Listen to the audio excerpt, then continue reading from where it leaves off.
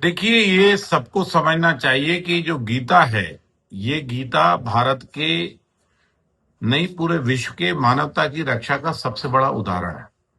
और गीता से लोगों को आत्मबल मिलता है। गीता से सामाजिक समरसता पैदा होती है। गीता से अन्याय और अपराध से लड़ने की प्रवृत्ति पैदा होती है। और गीता जो है वो सब में समाविष्ट है। जब आप हिंदू बच्चों को मदरसे में बुलाकर उर्दू पढ़ा सकते हो, तो मदरसे में गीता पढ़ाने में कोई परेशानी नहीं है। और आजकल तो तभी सभी लोग गंगा जमनी तहजीब में भरोसा रख रहे हैं। तो जो गंगा जमनी तहजीब पर भाषण देते हैं और हिंदुओं को कहते हैं कि तुम उग्र नहीं हो, कठोर नहीं हो, ये सबको मिलकर चलना है, हिंदू मुस्लिम एकता के भाव सब में पैदा करना है, तो गीता भी सबको पढ़ाओ। इससे हिंदू धर्म के बारे में नॉलेज भी आपको होगी और किस तरह गीता के उदाहरण व्यक्ति के जीवन में कल्याण करेंगे और किस तरह व्यक्ति मोक्ष को भी प्राप्त होगा और किस तरह व्यक्ति परम वैभव को भी प्राप्त होगा, ये गीता में दर्शाया गया है। इसलिए गीता सबको पढ़ना चाहिए और इसलिए गीता सबको पढ़ाना भी चाहिए। और राजा बाबू ने ये कहा कोई अति बुरा नहीं है, ठीक है, स्वागत योग्य। अब्बास जी, राम बाबू एडीजी हैं, उन्होंने 26 जनवरी को एक भाषण दिया और कहा कि मदरसों में जो है वो गीता का अध्ययन करवाना चाहिए। क्या कहेंगे आप? देखिए, एडीजी महोदय ट्रेनिंग के एडीजी हैं, जिनकी जिम्मेदारी है मध्य प्रदेश की पुलिस की ट्रेनिंग देना, जिससे कि लॉ ऑर्डर बेहतरीन हो सके। मध्य प्रदेश का लॉ ऑर्डर बार बार कटघरे में खड़ा हो रहा है, लॉ ऑर्डर व्यवस्थित नहीं है, सवाल खड़े हो रहे हैं और चिंता एडीजी महोदय को ये सता रही है कि मदरसों में क्या पढ़ाया जाए, जो उनका विषय ही नहीं है। उनका विषय संविधान है, संविधान के हिसाब से कामकाज हो, ये उनका विषय है, ये उसके ऊपर वो उस पर ध्यान दें। राजनीतिक महत्वाकांक्षाएं अगर किसी व्यक्ति की होती हैं तो फिर शायद काम सही तरीके से नहीं हो सकता है। मेरा यही कहना है कि ऐसी बात करना जिससे कि विवादास्पद स्थिति पैदा हो और उसमें लॉ ऑर्डर के ऊपर सवाल खड़े हों, जो आपका काम है वो आप कीजिए, जो जिनका काम है वो करेंगे। अगर यही बात हर जगह के धार्मिक जो विद्यालय हैं उनमें कही जाने लगे कि आप दूसरे धर्म के भी ग्रंथ पढ़ाएं, तो एक विवादास्पद स्थिति नहीं बन जाएगी क्या?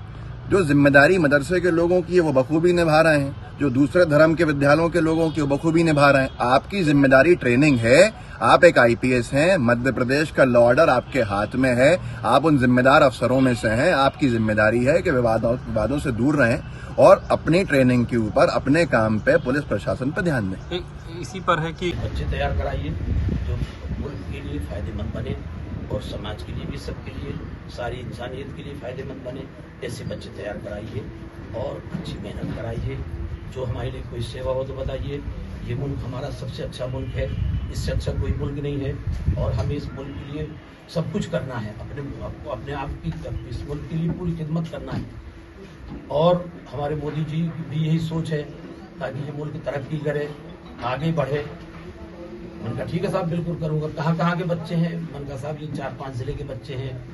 कहाँ के? मैंने कहा ये 4-6 जिले के हैं। राजगढ़ का कोई बच्चा है? मैंने कहा ये हाफिज साहब है राजगढ़ के। तो ये बोले कि मैं राजगढ़ का हूँ। अच्छा, बस यही बात करके फिर मैंने कहा साहब अगर आप इजाजत दें तो मैं वो तराना हिंद करा दूं। तो उन्होंने कहा बिल्कुल कराइए। तो उन्होंने बेचारे ने तराना हिंद कराया। तराना हिंद कराने के बाद जब बच्चा ने पढ़ लिया तो उन्होंने मुझसे ये कहा कि देखिए सब धर्म अच्छा उपदेश देते हैं और हम आपको कह रहे हैं कि गीता में कुछ पार्ट्स हैं, उसको देख लीजिएगा, पढ़िएगा। बस इसके अलावा कोई बात ही नहीं हुई, बल्कि मैंने कहा कि और कुछ करना ही जल्दी में। तो आपसे मैं ये जानना चाह रहा हूँ कि एक अच्छा संदेश उन्होंने दिया जी, जिस ग्रंथ में जो अच्छी चीजें हैं, जिस ग्रंथ में जो अच्छी चीजें हैं वो लेना चाहिए, सीखना चाहिए। तो आप इससे सहमत हैं? चाहे वो कुरान हो, चाहे वो अपना गीता हो। व्यक्तिगत मामला है।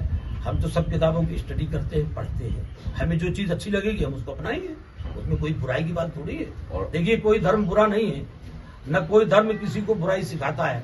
हर धर्म अच्छाई की दावत देता है और यही होना भी चाहिए।